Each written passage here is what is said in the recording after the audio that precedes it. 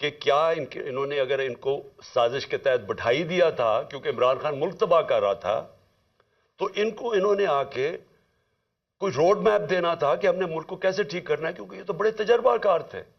ہم تو جی اسحاق ڈار نے کہا میں روپے کو $200 کو نیچے لے کے آؤں گا، میں IMF کو سامنے یہ کر دوں گا، بڑی بڑھ کے ماری، میں تجربہ کار ہوں۔ آج یہ بتائیں کہ انہوں نے ملک سے کیا کیا؟ اور جو ان کے ہینڈل لے کے آئے تھے ان سے ذرا پوچھیں کہ آپ نے یہ ملک سے کیا کیا؟ کون جواب دے؟ آج جو ابھی یہ جو شروعات ہے، ابھی یہ جو $90 کے جو گرا ہے، جو روپیہ گرا ہے ڈالر کے مقابلے میں، ابھی اس کی مزید مہنگائی آنی ہے۔ جو ایک تھوڑی ٹائم کے بعد جب آپ کا روپیہ گرتا ہے تو جو باہر سے چیزیں لے کے آتے ہیں وہ ٹائم کے بعد مہنگی ہونی شروع ہوتی ہے۔ تو نہ تو انہوں نے کوئی تیاری کی، نااہلی ان کی یہ ہے کہ انہوں نے غلط فیصلے کر کے ملک کو آج یہاں پہنچا دیا ہے کہ اس طرح کا بجٹ لانا پڑا ہے۔ اور کوشش کر رہے تھے کہ عارف علوی کے اوپر سارا بوجھ ڈالے، پارلیمنٹ میں بھی نہیں چاہتے تھے کہ ڈیبیٹ ہو اس کے اوپر، اس سے کہتے تھے آرڈیننس سائن کرو تاکہ یہ بچ جائیں کہ پارلیمنٹ میں ان کے اپنے لوگ کیا یہ جو بجٹ لے کے آ رہے ہیں وہ کیا بولیں گے اس کے اوپر۔ قوم کے اوپر سارا بوجھ، خود اپنی کرپشن کے کیسز معاف، اور کوئی آگے راستہ بھی نہیں ہے، روڈ میپ بھی نہیں ہے۔ میں آخر میں یہی بات کرنا چاہتا ہوں کہ جو بھی ان کے بیکرز ہیں یہ سمجھ جائیں کہ ان کے پاس کوئی اگلا آگے کا راستہ نہیں ہے۔ یہ اگر سمجھ رہے ہیں کہ اس سے آپ IMF کے ڈالرز آ جائیں گے تو وہ یہ ایسے سمجھیں کہ یہ کینسر کا علاج ڈسپلن سے ہو رہا ہے، تھوڑی دیر کا تھوڑا سا آرام آئے گا، لیکن کینسر جب تک کاٹ کے نکالی نہ جائے یہ کینسر پھیلتی جائے گی، یہ قرضے بڑھتے جائیں گے، آمدنی سکڑتی جا رہی ہے۔ ہماری ریمیٹنسز جو ہمارے دور میں 17% انکریز کر رہی تھی، ہماری ریمیٹنس میں 17% اضافہ ہو رہا تھا جو 31 ارب پہ پہنچ گئی تھی، وہ ان میں اب 11% کمی آ گئی ہے۔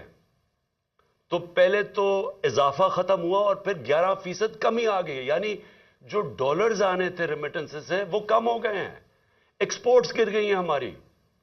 تو ہمارے پاس تو جو آمدنی ہے وہ تو سکڑتی جا رہی ہے، فیکٹریاں بند ہو رہی ہیں، بے روزگاری بڑھ رہی ہے، لیکن قرضے بڑھتے جا رہے ہیں کیونکہ یہ تو قرضے ہی لیے نا IMF سے، اور ہم یہ امید رکھ رہے ہیں کہ اور بھی ملٹی نیشنلز قرضے دیں گی، تو وہ تو قرضے ہیں۔ تو یہ حل تو نہیں ہے۔ حل کیا ہے؟ حل جو میں تب سے کہہ رہا ہوں، میں نے کوشش بھی کی، اپنی گورنمنٹ خود میں نے ڈیزالو کی اپریل میں الیکشنز کروانے کے لیے، لیکن پورا پلان بنا ہوا تھا کیونکہ فیصلہ ہو گیا تھا عمران خان بہت خطرناک ہے اس ملک کے لیے۔ تو تب سے وہی ابھی بھی حل ہے۔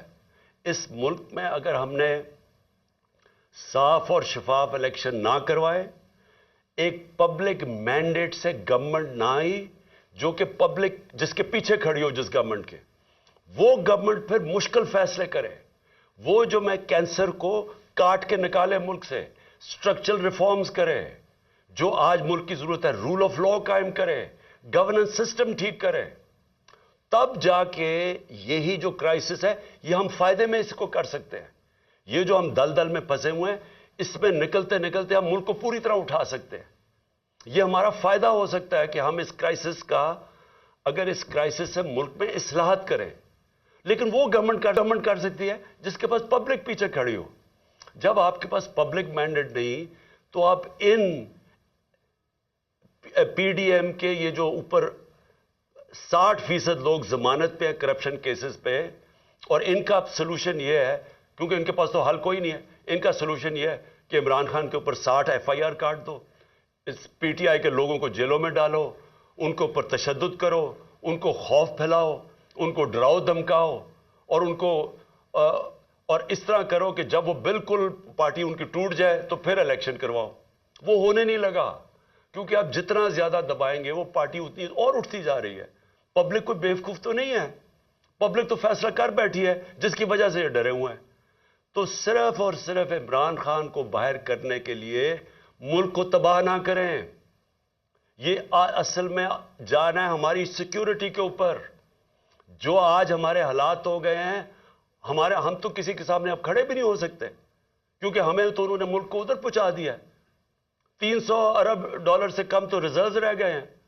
ہمارے پاس کیا اب ہے کہ اپنے پیر پہ کھڑے ہوں، کسی کو کہیں کہ نہیں جی ہمیں پاکستان کی خودداری چاہیے، ہم پاکستان کی سوورنٹی چاہیے؟